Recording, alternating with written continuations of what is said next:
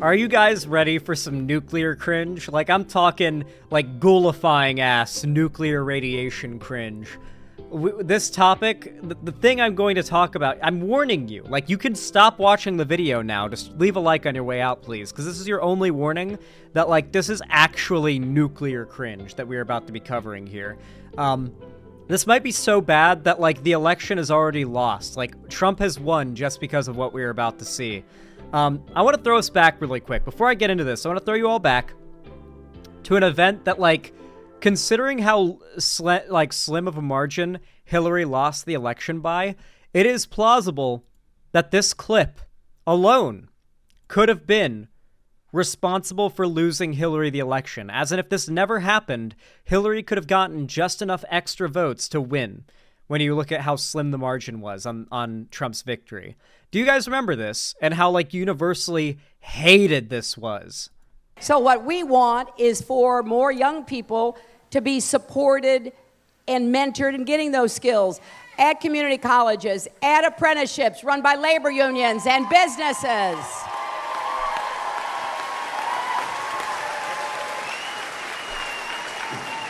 Because we're going to have a lot of jobs from building infrastructure to coding, creating new apps. I don't know who created Pokemon Go, but I'm trying to figure out how we get them to have Pokemon go to the polls. I'm sorry I had to make you relive that, guys. I'm sorry I had to make you relive that clip, but you remember this, right? You remember, like, how catastrophic it was and continues to be whenever the Democrat establishment attempts to hello fellow kids, right? It does not work. It is an awful idea that brings naught but ruin to the landscape of politics for the Democratic Party. And so you would hope that after this absolute fucking social media blunder that was this hello fellow kids moment, you would think that nothing like that would ever happen again, coming from a prominent, like, Democrat figure or candidate or anything along those lines. Well, it's been quite a few years, and Pokemon Go is no longer the popular game it was in 2016. A whole new set of fads have taken the youth by storm, and nowadays, one of the most popular things among Gen Alpha and younger Gen Z is a channel called Da Fuck Boom? Or is it Da Fuck Boom? I think that's probably how it's supposed to be pronounced. I'm imagining it's like a play on the what the fuck boom joke from, like, 2010. Anyway, you may remember that, like, a decade ago, some of, like, the peak YouTube content were source filmmaker meme animations. Well, this guy kind of apparently revived that meta, surprisingly, and in such a way that his channel alone is currently raking in, like, what is this? One video alone in 2 weeks has gotten 30 million views. This guy is, like, quickly growing and at an alarming rate and maintaining that growth and that size. It's really impressive. I've never actually watched a Skibidi toilet video.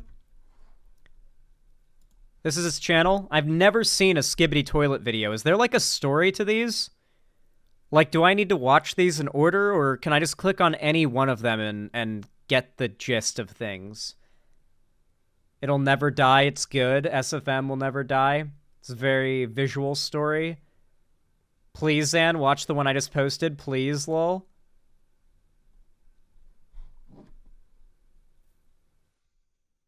Okay, Sean Solo. Let's see. Hey, look, I found some oil.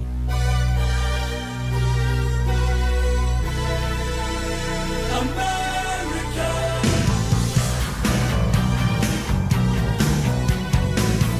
That is Skibidi Biden, to be fair.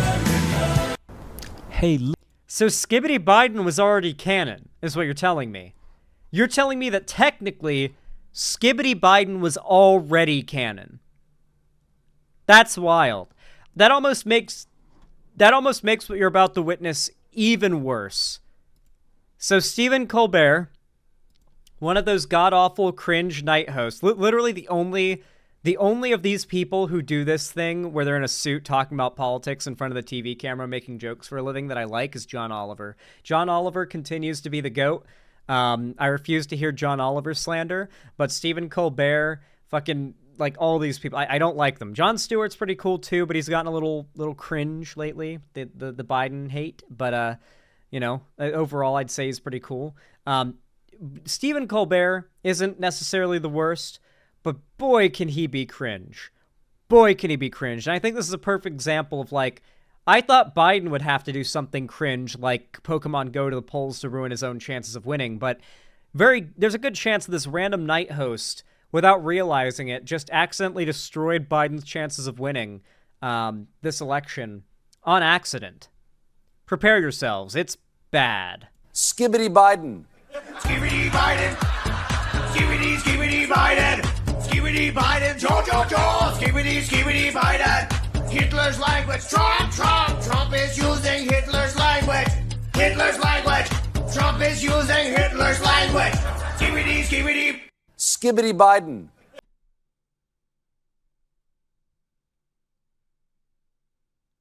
So I think the lead up here, Pokemon Go didn't hurt Hillary Clinton either, Zan. Nah, man. Nah, listen, the margin by which Hillary lost to Trump was, like, non-existent. If even, like, 5 people didn't vote for Hillary over that fucking clip, then that clip lost her the election. That's not even a joke. I'm not even exaggerating. Like, I'm pretty sure, like, in a couple states, Hillary lost by, like, a couple hundred votes. Like a just minute amount. Like, obviously I'm joking. I'm obviously joking here to a large degree. But I think this is not the type of rhetoric that does well among the youth. The argument that he's making here is that the youth don't recognize Trump as a problem and that they need to vote for Biden. They need to support Biden because, like, the only other alternative is Trump's anti-democratic fascism. And so how do we get these, like, super politically active young Zoomers and Gen Alphas to care about Trump using, like, Nazi language with the whole Reich thing? And, yeah. This is what came of it. This is, like, the attempt to get the kids to care about what Biden is talking about.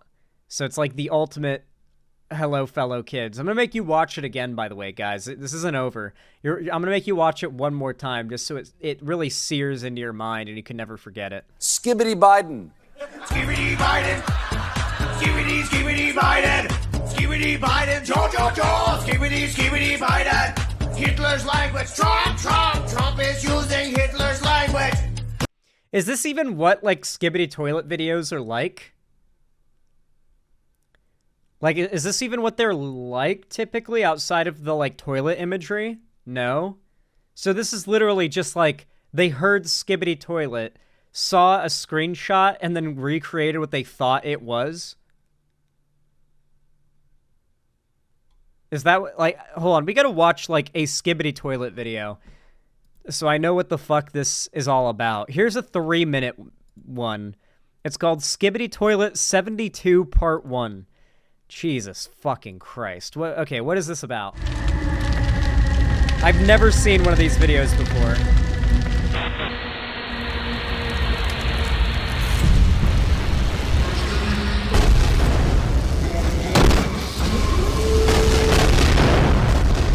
Okay, this actually does go kind of hard.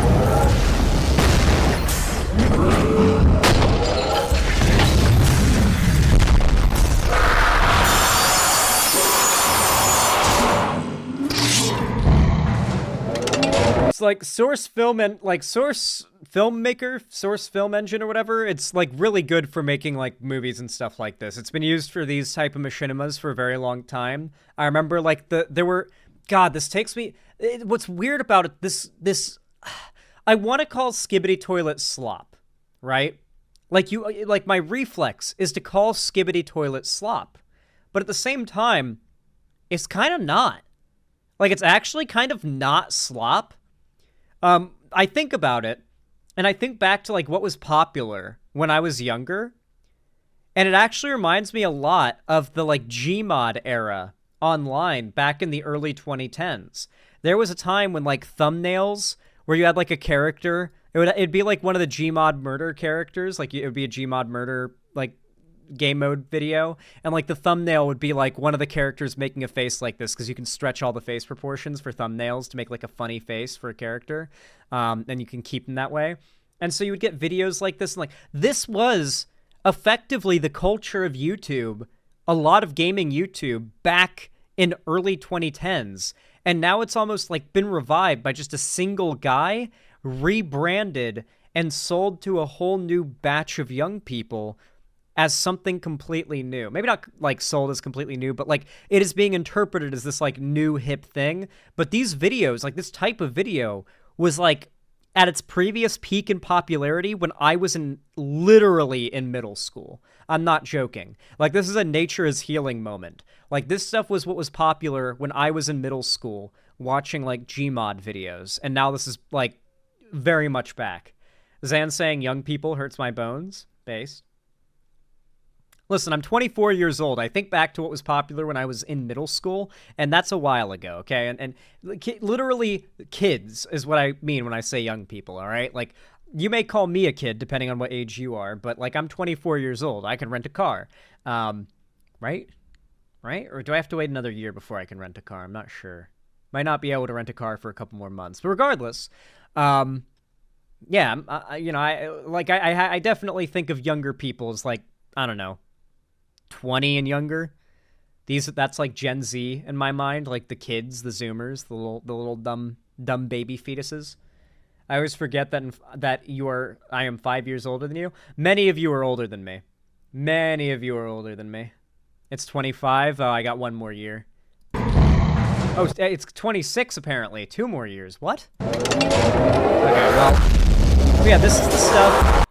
I wish I could think of an example of like the kind of thing that was popular back then that this reminds me of. Fuck, can I think of an example?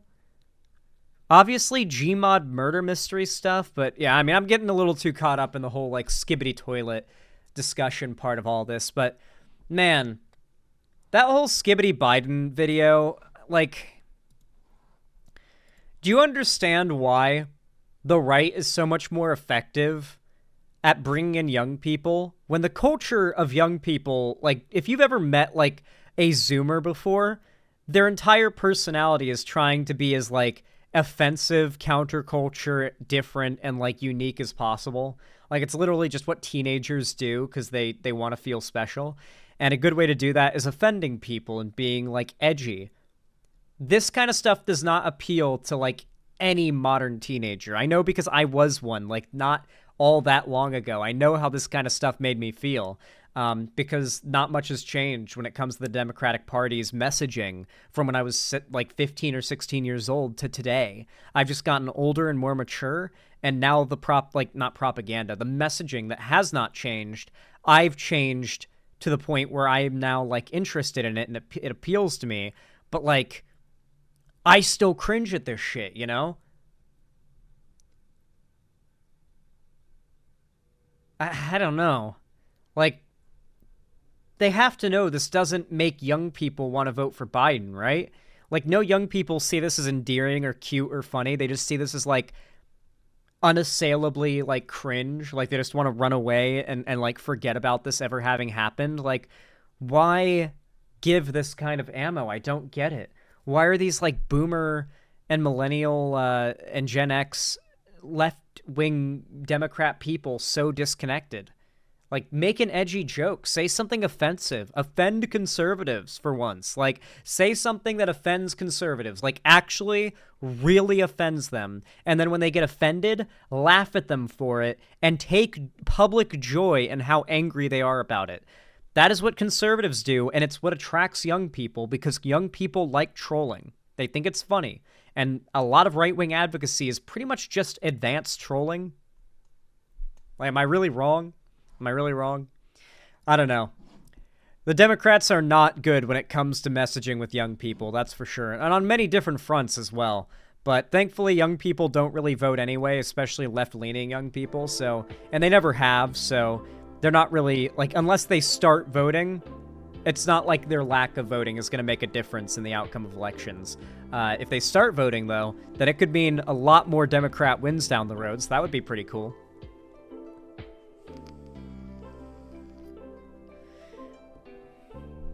Anyway, with all that said, if you enjoyed this segment, please consider leaving a like. I really do appreciate it a lot. It's totally free. It takes just half a minute, or half a second, really, and basically boosts my channel in the algorithm. No matter when, where, or what you're watching, it basically whips that YouTube algorithm into pushing my content out there, so I appreciate it. Thank you to everyone who does that, and comments down below for the same effect, or double the effect if you like and comment, and make sure to subscribe and ring the bell icon so YouTube tells you when I go live or upload a new video, and you don't have to worry about forgetting or missing any notifications. And of course, you can follow my social medias linked down below, and if you want to support me financially directly and help me keep food on my table and a roof above my head, maybe consider donating, subscribing, or gifting a sub directly to me on my website, xanderhall.com/live, or supporting me through YouTube, Twitch, Streamlabs, StreamElements, Patreon, or buying my merch at the Streamlabs link down below. Regardless of how you support me, though, I really do appreciate it. Thank you so much for watching. I also hope to see you in my Discord server, linked down below, totally free. We do game nights, watch parties, and call-in streams there, and I announce all my uploads and streams there. So I really hope to see you there. I hope to see you again, and I hope you enjoyed.